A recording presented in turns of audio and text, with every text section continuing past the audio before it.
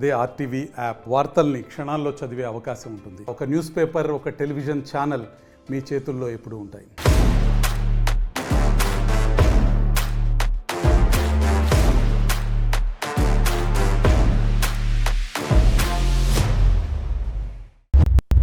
Hi hello welcome to RTV.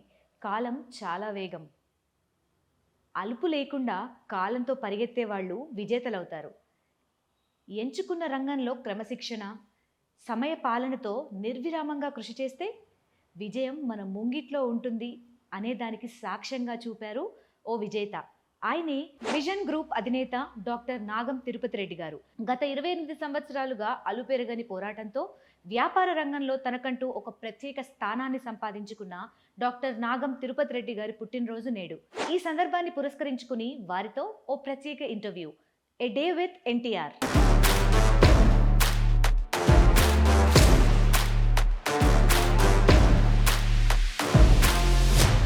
నమస్కారం sir. ముందుగా మీకు మా తరఫున, మా ఆర్టీవీ తరఫున ప్రత్యేకంగా జన్మదిన శుభాకాంక్షలు.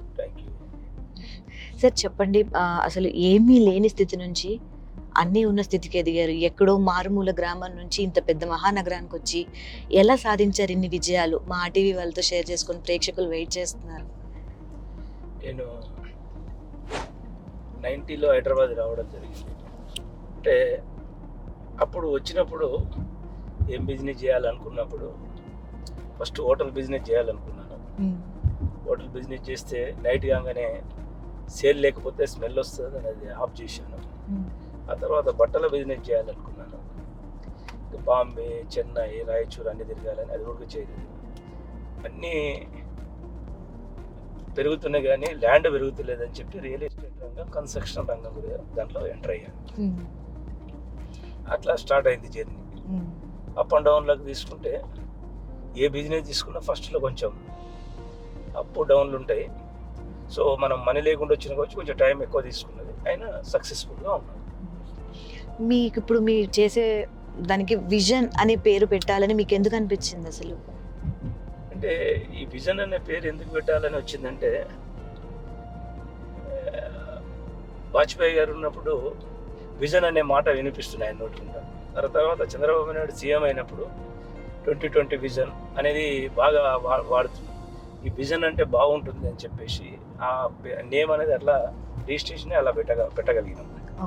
సో మాకు ఊర్లో చిన్న వ్యవసాయ ఫ్యామిలీ, 9 మంది అన్నల, 4 సిస్టర్స్, 5 బ్రదర్స్. మేము అది పొలిటికల్గా ఉన్న ఫ్యామిలీ, ఇంకోటి రైతు ఫ్యామిలీ. సో అక్కడ నుండి కరువు ఉండేది మా దగ్గర, పంటలు వండేది కాదు. ఇప్పటిలాగా ఉంటే వచ్చేవాళ్ళం కాదు, పంటలు సరిగ్గా వండక హైదరాబాద్ రావడం జరిగింది. అక్కడ స్టార్ట్ అయింది జర్నీ. సో అలా వచ్చి ఏ బిజినెస్ చేయాలని కొని ఇలా అంచెలంచెలుగా ఇట్లా ఈ బిజినెస్లోకి వచ్చాం హ్యాపీగా. ఇప్పుడు ప్రతి రంగంలో ఒడిదుడుకులు స్టార్టింగ్ స్టేజ్లో మీరు అన్నట్టుగా అవి కామన్. మీరు అన్నిటినీ ఎలా ఎదుర్కొన్నారు? అసలు చాలా ఉంటాయి ఒడిదుడుకులు ఒక రంగానికి సంబంధించి. మరి మీరు రియల్ ఎస్టేట్ అంటే ఇంకా ఉంటాయి, ఎక్కడ అడుగు వేసినా కూడా చాలా ఒడిదుడుకులు ఉంటుంటాయి. దాన్ని మీరు ఎలా ఓవర్కమ్ చేయగలిగారు? ఇది ఈ విచిత్రమైన విషయం ఏంటంటే, నాకు 20 ఇయర్స్ అంటే పెద్ద ఏమి తెలియదు. 20 ఇయర్స్లో వచ్చినప్పుడు రావడమే నాకు ఒక ఆలోచన ఏమొచ్చిందంటే, హైఫైగా ఉండాలి, హైఫై కార్లో తిరగాలి, నా గురించి 10 మంది మాట్లాడుకోవాలి. ఆ ఆలోచన ఎప్పుడైతే మనకు స్టార్ట్ అయిందో, ఈ అప్ అండ్ డౌన్లు అనేది నాకు జీరోలాగా అనిపించింది. రావడమే, హైదరాబాద్ రావడమే, ఒక బెంచ్ కారు కొనాలి, ఒక మూవీ తీయాలి, నేను ఇట్లా బిజినెస్ చేయాలి, ఒక డ్రైవర్, గన్మేన్, నన్ను ఇలా గుర్తుపట్టాలనే ఆలోచన ఎప్పుడైతే వచ్చిందో, అంటే ఎంత పెయిన్ ఉంటే అంత గెయిన్ ఉంటుంది అన్నట్లు మన ఆలోచన విధానం భారీగా ఉన్నప్పుడు ఇవాళ నాకు కనపడలేదు. ఆ తర్వాత ఒక 5-10 ఏళ్ళు అయినాక అప్పుడు అనిపించింది, ఓ అబ్బా జర్నీ చాలా దూరం చేసాం, బాగా చేసాం అని అనిపించింది. ఫస్ట్లో అలా ఏమనిపించలేదు, ఈజీగానే తీసుకున్నాం. అలా ఇలా స్టార్ట్ అయిపోయింది. వ్యాపార రంగంలో మిమ్మల్ని ముఖ్యంగా ప్రభావితం చేసిన వ్యక్తులు ఎవరు? మీకు సహాయపడిన వారు, అలాగే మిమ్మల్ని మోసం చేసిన వారు? ఈ విషయానికి వస్తే మొండేవుడే రాజు అన్నట్లు నేను ఒకటే నమ్మేవాడిని, ధైర్యానికి విజయం దాసు. నేను ఎవరికి భయపడను, ఎవరిని మోసం చేయను. ఎవ్రీడే మా తలుపు దాడుతుంటే మోసం చేసేవారు. అలా ఉందని చెప్పేసి మనం బయటికి వెళ్ళకుండా ఉండం. కాబట్టి నాకు హెల్ప్ చేసేవాళ్ళు అనేవాళ్ళు వాస్తవానికి చెప్పాలంటే నాకు ఎవ్వరు హెల్ప్ చేయలేదండి. హైదరాబాద్ జనాలు ఆదరించారు, హైదరాబాద్లో ఉన్న ప్రతి ఒక్కరు నన్ను ఆదరించారు. ఎప్పటికీ కానీ మనం సాధించాలంటే ఫాలోఅప్, టైం సెన్స్, డిసిప్లిన్, ఈ 3 ఉండాలి. నేను 27 ఇయర్స్ అయిపోయింది ఇప్పటికీ. ఈ 27 ఇయర్స్ జర్నీలో 8:45 ఆఫీస్ అంటే 8:45కి వస్తాను. నా గురించి ఎవ్వరు వెయిట్ చేయరు, అందరికంటే ఫస్ట్ నేను వస్తాను. కొన్ని రోజులు కొంతమంది అన్నారు, ఆఫీస్ బాయ్ ఊడవక ముందు తిరుపతి రెడ్డి ఆఫీస్కి వస్తాడు, ఈయన మీ బిల్డర్ అవుతాడు అన్నారు. అన్నవాళ్ళు మార్కెట్లో లేరు. ఎందుకంటే టైం సందర్భం ఎలా ఉంటుందంటే, ఎలాంటి టైములైనా కూడా మనం టైం అనేది మెయింటైన్ చేస్తే, చిన్నవాడికైనా ఇచ్చిన టైం అనేది కరెక్ట్గా మెయింటైన్ చేయగలిగితే ఆ సంస్థ ఎప్పుడైనా సక్సెస్ అవుతుంది. అదొక్కటే నాకు తెలిసే తప్ప వేరేది ఏం తెలియదు. మీది వ్యాపార రంగంలోనే కాదు, సినిమా రంగంలో కూడా మీ ముద్ర అనేది పడింది. సో అసలు ఏంటి, అందులోకి ఎందుకు రావాలనిపించింది? అయితే ఫస్ట్ హైదరాబాద్ వచ్చినప్పుడు నేను కృష్ణ గారి అభిమాని. వచ్చినప్పుడు పద్మాలయ స్టూడియోకి వెళ్ళాము. అప్పుడు కృష్ణ గారి సినిమా సెట్ ఉండేది లోపల, సింహాసనాన్ని. ఆ సెట్లు చూసేసి గేట్ లోపలికి రానియలేదు. రానియకపోతే అంటే గేట్ లోపల రానియలేదు, గేట్లోనే నేను షూటింగ్ చేయగలగాలి అని ఒకటే ఆలోచన ఉన్నది. కానీ ఫస్ట్ సినిమా ఫీల్డ్లోనే సెటిల్ అవుదామని చెప్పి వెళ్తే అక్కడ ఒక 6 monthsలో నాకు తెలిసిపోయింది, ఈడ ప్రతి ఒక్కడు డబ్బులు లేకుండా ఉన్నారు, డబ్బులు సంపాదించినాక సినిమాకి వద్దామని చెప్పేసి నేను బిజినెస్ దగ్గర ట్రై. సో ఫస్ట్లో ఉన్న ఐడియానే ఈ సినిమా చేయాలని. సో అలా సినిమా ఫీల్డ్కి వెళ్ళి కొన్ని రోజులు చూసి అక్కడ కాకపోతే వర్కౌట్ కాకపోతే మనం రియల్ ఎస్టేట్ రంగానికి వచ్చాం. అలా జరిగింది.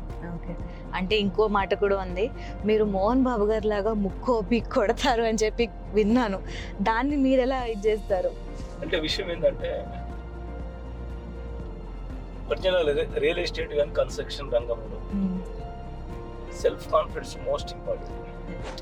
మన సైట్ ఉంది అని అంటే పక్క వాళ్ళకి నలుగురికి ఇది తిరుపతి రెడ్డి వాళ్ళ సైటు అంటే కొంచెం దాని మీద ఎవరు డిస్టర్బ్ చేయకుండా ఉండాలంటే మనం ఆ గర్స్ లేకపోతే వ్యాపారం చేయలేమండి. కరెక్ట్. ఇప్పుడు నేను చాలా మందిని, మీకు తెలియదు, చాలా మంది ఐడియాలు తీసుకొని నాకు వస్తారు. వచ్చేస్తే ఏదో ఒక ఐడియా మాకు నచ్చింది, నచ్చినప్పుడు నాకు నచ్చిందంటే చాలా తెలివైనవాడు ఉండాలి అతను. నచ్చితే ఒక్కటే చెప్తాను, బాబు మరి రేపటి నువ్వు చెప్పిన సబ్జెక్ట్ విన కూర్చుందాం, నువ్వు కరెక్ట్ టైం చెప్పండి, దాని ప్రకారం నేను అంటాను. మీరు చెప్పండి సార్, నా టైం వద్దు, నా టైం ఎప్పుడు అవైలబుల్, నాకు పని ముఖ్యం, మీ టైం చెప్పండి. 9 o'clock. ఓకే, మీకు భార్య పిల్లలు ఉన్నారా? ఉన్నారు. వాళ్ళందరినీ స్కూల్కి ఇట్లా అన్నీ దింపేయాలి కదా, దింపేయాలి. 10 గంటలకు మీరే పెట్టుకోండి, టైం కరెక్ట్ రావాలని. ఫస్ట్ టైం వస్తారు కరెక్ట్గా 9:45కే వచ్చి కూర్చుంటారు. సెకండ్ రోజు కరెక్ట్ 9కి వస్తాడు. 2 రోజులు మాట్లాడినాక 3వ రోజు క్లోజ్ అవుతాం కదా, 3వ రోజు 9:15కి వస్తాడు. 9:15కి వస్తాడు. 4వ రోజు నేను మాట్లాడను, ఎన్నడూ వచ్చినా కూడా కొట్టేనే పంపిస్తాను. వీడు 5 సార్లు టైంకి వస్తున్నాడా లేదా అనేది నాకు కావాలి, అంతే తప్పితే నేను అంత డిస్కషన్ చేద్దాం అనేది ఉండదు. 3వసారి 15 నిమిషాలు లేట్ వస్తాడు, సార్ ఏం లేదని చెప్పి అలా కొంచెం లేట్ అయింది సార్, 9:30, 5 10కి వస్తాడు. ఈ 5 మీటింగ్లో నోట్ తెచ్చి మాట్లాడేది ఉండదు, ఛాయ్ తాగుతాం, పేపర్ చదువుకుంటా, అది మాట్లాడుతాం.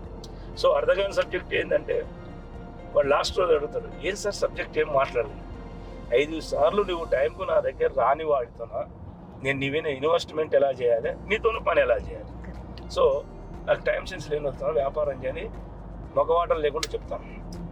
అలా 27 సంవత్సరాల్లో 100 మంది ఉంటారు, కానీ 100 మంది ఒక రోజు కూడా టైంకి వచ్చిన వాళ్ళు లేరండి. అందుగురించి సక్సెస్ అనేది చాలా రేర్గా వస్తుంది. అది అట్లా జరిగింది. సో ఏంటంటే మనిషి అంటే మీరు ఆర్గ్యూ చేయరు ఎవరితో కూడా, టైంకి రాకపోతే ఓకే, మీతో మీ ముఖం వర్చస్సు మాట్లాడకపోవడంతోనే వాళ్ళకి అర్థమైపోవాలి. ఒక 5-6 సార్లు మీ మీటింగ్లో ఓకే నేను ఈ తప్పు చేశాను అందుకే ఇది అవ్వలేదు అని చెప్పి అర్థమయ్యేటట్టు ఉంటుంది, అంతే కదా. సో నేనేమంటున్నానంటే, సాధించాలంటే ఏదో ఒకటి పోతే ఇంకోటి వస్తుందండి. మనకు ఏదో పోతేనే వస్తుంది తప్పితే లేకుంటే రాదండి, నాకు ఖచ్చితంగా నమ్మకం. చాలా మంది అంటారు, నువ్వు 3 గంటలకు లేచి ఏం చేస్తావా, ఏం పని లేదా అని అంటుంటారు. కానీ అది కాదు, మనం ఏదైనా సాధించాలంటే నాకు అపారమైన నమ్మకం, నా మీద నమ్మకం. నేను కంపల్సరీ ఇది చేయగలుగుతాను, ఇది నిలబెట్టగలుగుతానని చెప్పి అపారమైన నమ్మకం. అందుగురించి నేను ఎవ్రీడే దాని గురించే ప్రయత్నిస్తాను. అందుగురించే నేను ఇప్పటి వరకు ఈ 27 years అయింది నేను ఆఫీస్ తెరిచి. ఇది వరకు ఆఫీస్ అనేది ఫోన్ రోజు ఉంటే మా అమ్మని చూడడానికి ఊరికి వెళ్ళిన రోజు ఫోన్ రోజు ఉన్నానంటే ఆఫీస్లో మాత్రం పక్కా ఉంటాయి. ఇది పబ్లిక్ నాకు డబ్బులు ఇచ్చిన వాళ్ళకు, నన్ను నమ్మిన వాళ్ళకు మాత్రం ఇది మాత్రం ఒక సంకేతం. మీరు వ్యాపార రంగంలో అలాగే సినిమా రంగంలోనే కాకుండా ట్రస్ట్లు కూడా, ఇలా సేవా రంగంలో కూడా మీ ముద్ర ఉంది అని చెప్పారు. అసలు మీకు ట్రస్ట్ ఉంది, దానికి సంబంధించిన డీటెయిల్స్ ఏంటండి? అసలు ఏంటి, దేని ద్వారా? అయితే మా దగ్గర బాలస్వామి అని చెప్పి చిన్నప్పుడు మా దగ్గర జీతం ఉంటుండే. ఆయన చచ్చిపోయిన రోజు నేను చాలా బాధపడ్డాను. ఆ రోజు అనుకున్నాను ఇలాంటి వాళ్ళకి మనం హెల్ప్ చేయాలని. అంటే ఆ సేవాభావం లేకపోతే నేను గొప్పగా చెప్పేది అంటే ఏంటంటే 13,600 మంది చిలుకు మందికి నేను చదువుకోవడానికి, చచ్చిపోయిన వాళ్ళకు, పెళ్లి చేసిన వాళ్ళకు తాలిబొట్లు ఇప్పించిన వాళ్ళు ఉంటారు. అయితే ఇది చేస్తుంటే ఒక పెద్ద మనిషి అన్నాడు, ఇలానే ఒక గుడి కట్టిస్తే చాలా పుణ్యం వస్తుంది తిరుపతి రెడ్డి, నీకు మంచి హృదయం ఉందని, ఒక గుడి కట్టిస్తే బాగుంటుందా అని చెప్పి 111 గుళ్ళు కట్టించాను.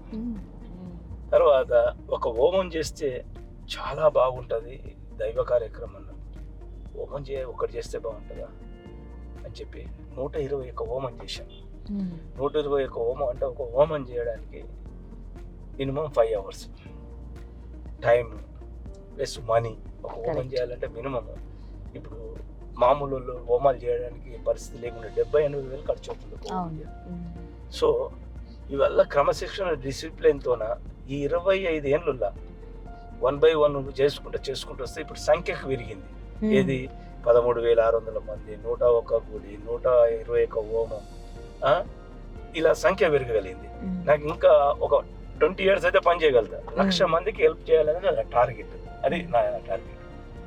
అంటే మీ ట్రస్ట్ ద్వారా ఏ రకమైన సహాయాలు సార్? అంటే చదువు చెప్పించడము ఇలాంటివి కాకుండా పిల్లలకు ఫీజులు కట్టడం, ఓకే, శవాన్ని తీయలేని పరిస్థితులు ఉన్న వాళ్ళకు డబ్బులు పంపించడం, తాలిబొట్లు మన చెయ్యి మంచిదని చాలా మంది తాలిబొట్లు తాలి చేపించేయండి అంటారు. అవి గుళ్ళు, గోపురాలు అంటే జాతర లాగా ఉంటది. ఇప్పుడు చెప్పాలంటే నా సగం కంటే ఎక్కువ ఇన్కమ్ ఈ సింహాధారం పోటే పోతుంది. అందుగురించే మా ఇంట్లో వాళ్ళు నాకు ఎదురు చెప్పారు. 2017లో బాలాపూర్ లడ్డు గెలుచుకున్నారు, విజేతగా నిలిచారు. అసలు అప్పుడు మీకు ఎలాంటిది, మీ స్పందన ఏంటి అసలు? యాక్చువల్గా మేము బ్యాచిలర్ ఉన్నప్పుడు మేము మదననగర్లో ఉండేవాళ్ళం. ఆ రోడ్డు పోటీ గణేష్ విగ్రహాలు రెగ్యులర్ పోతుంటే టీవీ పెట్టుకొని చూస్తే బాలాపూర్ లడ్డు గురించి బాగా పాపులర్గా మాట్లాడుకుంటున్నాను. అరే ఎందుకు ఇది మనం కూడా వాడితే బాగుంటుంది కదా అని అనుకున్నాక ఫస్ట్ టైం ఈసారి పోయి పాడాలని చెప్పి ఫస్ట్ వాళ్ళతో 1,000 రూపాయలు ఫీజు కట్టాలి. అది కట్టేసి వాళ్ళందరినీ కలిసేసి ఎలా చేయాలి కథను తెలిసేసి వెళ్ళాను. ఇంతకీ లడ్డు పోతాను అదృష్టం కింద భావించాలి. మేము పోయి అక్కడ వేలంపాట వాడుతున్నాం, అనుకోకుండా మనకు లడ్డు వచ్చింది. ఆ తర్వాత మళ్ళా వాడదామని చెప్పి ఒక 3 years వెళ్ళాను. అది ఉడక రావడం అంటే అదృష్టం అమ్మా, అంత ఈజీ కాదు. ఎవ్రీ ఇయర్ 20-25 members రిటర్న్ వస్తారు. సో వీరితో ఎన్ని డబ్బులు ఉన్నా పోయి పాడదామంటే రాదు. అది అదృష్టం కావాలి. మళ్ళీ 3 years కంటిన్యూ వెళ్ళా, రాలే. ఆ రోజు మనకు రావాల్సింది అది వచ్చింది అంతే. ఇప్పుడు వ్యాపారం పెట్టాలి అని చాలా మంది యువత రెడీగా ఉన్నారు, బట్ వాళ్ళ దగ్గర స్కిల్స్ లేవా ఏం లేవో తెలీదు, బట్ వాళ్ళు రాణించలేకపోతున్నారు ఆ వ్యాపారంలో. అసలు అలా పెట్టాలి అనే వాళ్ళకి మీరిచ్చే సందేశం ఏంటి? నేను ఇందాకనే ఫస్ట్ చెప్పాను, డబ్బు సంపాదించడం అనేది అంత ఈజీ అయిన పని కాదు. సో వ్యాపారం పెట్టే స్కిల్స్ అనేది కాదు, డిసిప్లిన్ కావాలి. దీంట్లో డిసిప్లిన్ కావాలి. అనుకున్న పని టైం కాకుండా కూడా పబ్లిక్లో ఒక నమ్మకం ఉండాలి. ఫస్ట్ అంటే మనం నమ్మాలి అంటే మనం ఏం చేయాలి, మనం నమ్మాలి అన్నప్పుడు ఇప్పుడు వీళ్ళకి ఇప్పుడు ఎలా ఉందంటే ఫస్ట్ ఈ ఫోన్లు తీసి పక్కకు పెడితే సగం పనులు జరుగుతాయండి ఇప్పుడున్న పిల్లలకు. నెక్స్ట్ మీ ఇంట్లో మా మిస్సెస్ అడ్వకేట్ చెప్తున్నారు, ఏమన్నా వ్యాపారం పెడదామండి, ఏం వ్యాపారం పెడదాం చెప్పు. అంటే ఏం పెట్టు, నువ్వు ఫస్ట్ ఒక వ్యాపారం ఇది నాకు తెలుసు, ఇది పెట్టమంటే నేను ట్రై చేస్తా. నీకు వ్యాపారమే తెలియదు, నేను ఇలా పెట్టమనాలి, ఒక పని చెయ్యి, నాకు స్కూల్ పెట్టాలని ఉంది, నేను స్కూల్ పెడతా. ఫస్ట్ పోయి స్కూల్లో ఓ సంవత్సరం ఫస్ట్ పని చేయండి, నేను స్కూల్ పెట్టిస్తాను. ఇండస్ట్రీ పెట్టు, ఏ బిజినెస్ చెయ్యి, ఆ బిజినెస్ లోపాలు ఫస్ట్ మనం తెలుసుకోగలిగిన రోజే బిజినెస్ లో సక్సెస్ అవుతాం. ఫస్ట్ అన్ని ప్లస్లనే కనపడుతుంటాయి మన కళ్ళ ముందర, అన్ని ప్లస్లనే కానీ కాదు. మనం అన్ని కంప్లీట్ అయినాక, ప్రాజెక్ట్ కంప్లీట్ అయినాక అప్పుడు తెలుస్తా మీకు మైనస్ ఏంది ప్లస్ ఏందని. మీ అమ్మగారు నాన్నగారు మిమ్మల్ని చిన్నప్పటి నుంచి అసలు ఎలా, అంటే చాలా మంది చిన్నప్పటి నుంచి క్రమశిక్షణతో ఉండాలంటే పేరెంట్స్ కొట్టడం తిట్టడం ఇలాంటివి జరుగుతూ ఉంటాయి కదా, సో అసలు మీరు ఎలా పెరిగారు? మీకు అమ్మగారు నాయనగారి గురించి చెప్పాలంటే, జన్మనిచ్చిన తల్లిదండ్రుల గురించి, అప్పుడున్న ఆ ఊర్లో ఉన్న చిన్న ఊరు కదా, అక్కడ ఉన్న పరిస్థితులు, ఒక 9 మంది పిల్లలము, 2 మేనత్తలు, పెద్ద ఫ్యామిలీ. మన డాడీ రాజకీయం చేసేవాళ్ళు. వాళ్ళు వాస్తవంగా చెప్పాలంటే పిల్లలకు న్యాయం చేయలేకపోయాడు. మా ఫాదరు చచ్చిపోయే ముందర అదే బాధపడ్డాడు, పిల్లలకు న్యాయం చేయకపోయాడు. సో మనం ఎప్పుడే కానీ తల్లిదండ్రులు మాకు న్యాయం చేసిన జన్మనిచ్చిండు చాలు. ఆ జన్మనిచ్చింది కాబట్టి మా ఫాదరు 96 చచ్చిపోయాడు. మమ్మీ ఉంది, హ్యాపీగా ఉంది, ఆయనకి 85 years, హ్యాపీగా ఉంది. సో తల్లిదండ్రులు ఏమి ఇచ్చింది అనేది కాదు, పిల్లలు మనం ఏమి ఇవ్వాలనేది దాని గురించి ఆలోచన.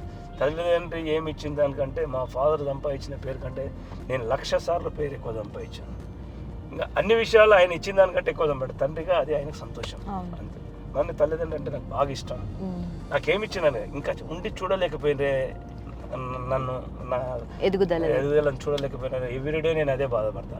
అందుగురించి నేను ఒకటే చెప్తాను, మా మమ్మీకి ఒక్క ఫోన్ వచ్చింది అనుకోండి, ఆయనకు డైలీ పర్సనల్ డాక్టర్లను పెట్టాము, నెలకు 1,00,000 రూపాయలు ఖర్చు అవుతుంది అమ్మది.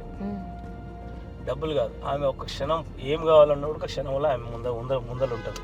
సో తల్లిదండ్రులకి ఎంత చేసినా తక్కువనే అని చెప్పి నాకు చాలా బాధ అనిపిస్తుంది. మా ఫాదరు లేకపోయేది, మా ఫాదర్ ఉంటే బాగుంటుండే అని చాలాసార్లు ఫీల్ అవుతాను. కానీ దేవుడు సహకరించాడు అంతే.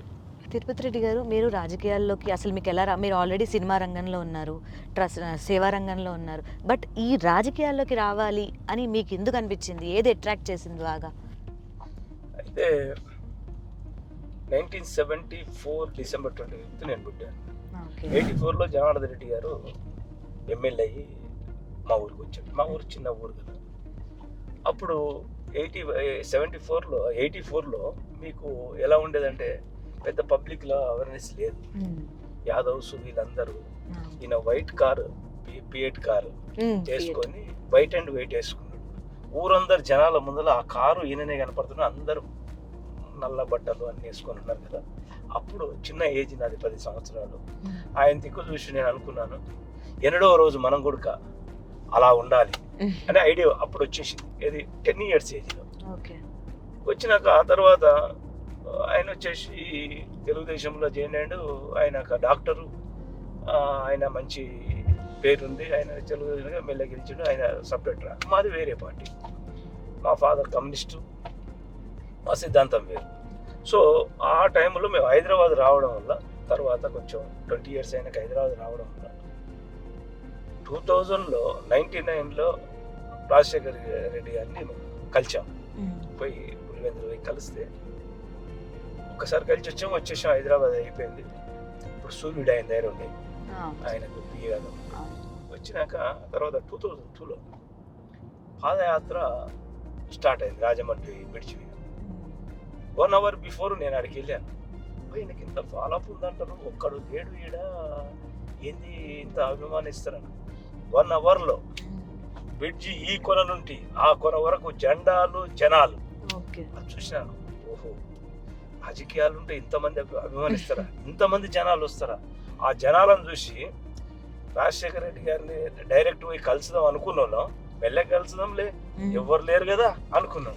కానీ మాకు అపాయింట్మెంట్ కాదుగా, దగ్గర కూడా అంతమంది జనాలు. అప్పుడు అనుకున్నాను, ఈయన ఫాలోవర్గా ఉండాలి, నేను రాజకీయం చేయాలి. అక్కడి నుండి స్టార్ట్.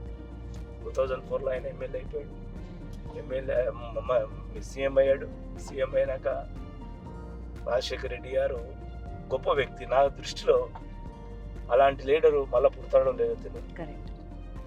మేము ఒక సర్పంచ్ కాదు, ఎమ్మెల్యే కాదు, only followers. Jagan charitable trust అని పెట్టి ఆయన వెంబడి తిరిగే వాళ్ళం, పోయేవాళ్ళం. ఒక స్టేజ్ వరకు నాగం అనే పిలిచే స్టేజ్కి వచ్చాం.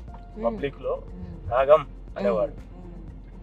అయితే ఓబులాపురం గనులలో ఏదో అదే గనుల గురించి ఏదో కూడా పడితే నాగం జనార్దన్ రెడ్డి గారు గారితో డైరెక్ట్ అన్నాడంట, ఏమే మీ నాగం ఆయన ఇంకో ఆయన వస్తున్నాడు చూసుకో అన్నాడంట. మా బాబాయ్ అయితే అంటున్నారే, సీఎం అన్నారా, నీ పేరును సీఎం మాట్లాడినరా, గ్రేట్ రా.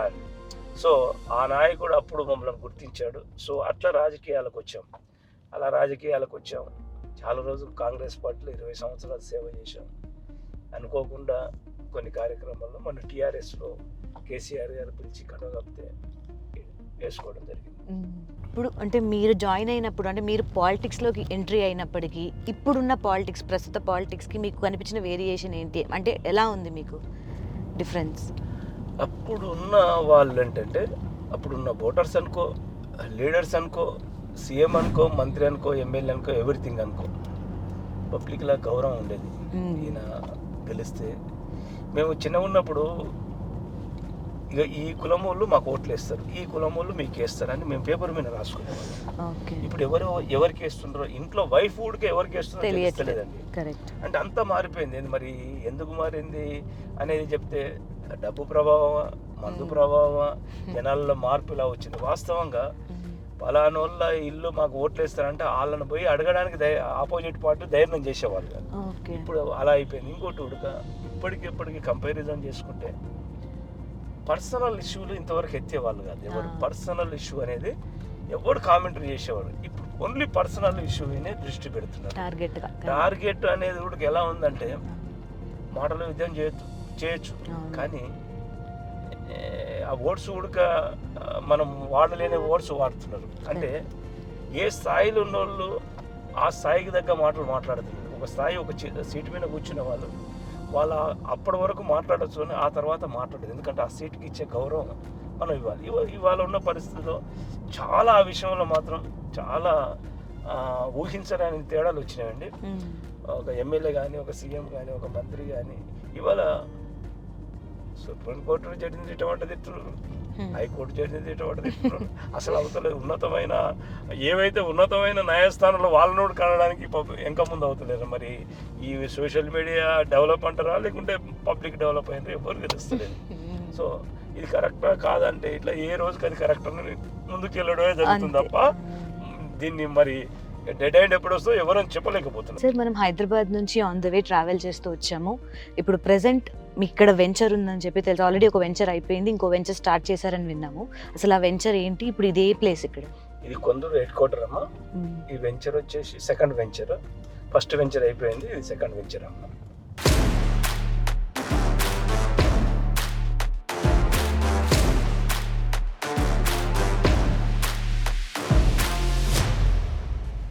సో ఫైనలీ మనకి తిరుపతి రెడ్డి గారు చెప్పిన కొందూరు వెంచర్లోకి అయితే మనం ఎంటర్ అయిపోయాము.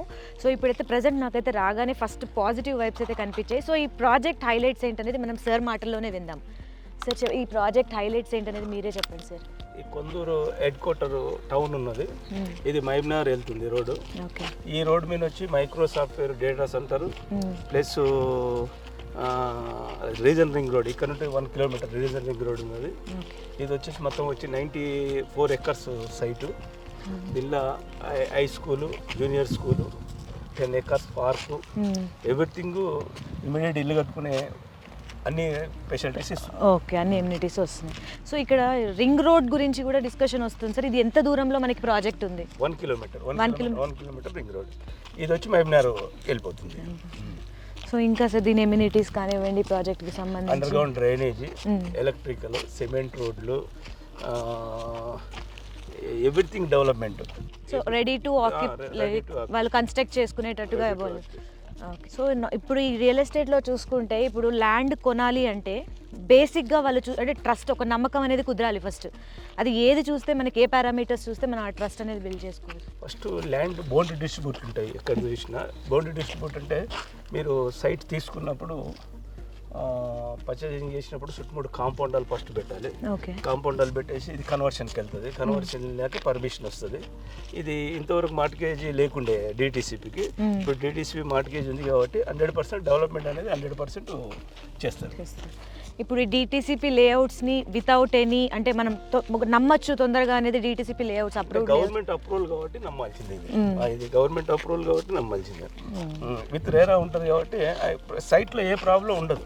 బౌండరీ ప్రాబ్లం ఉంటే చుట్టుముట్టు ఫస్టే కాంపౌండాలు కట్టాం. అవునవును. సో ఆ ఇష్యూస్ అయితే రేజ్ అయ్యే ఛాన్స్ లేదు. ఇప్పుడు ఇదే రియల్ ఎస్టేట్లో మనం ఒక ల్యాండ్ మీద డబల్ రిజిస్ట్రేషన్స్ అనేవి కూడా జరుగుతూ ఉంటాయి.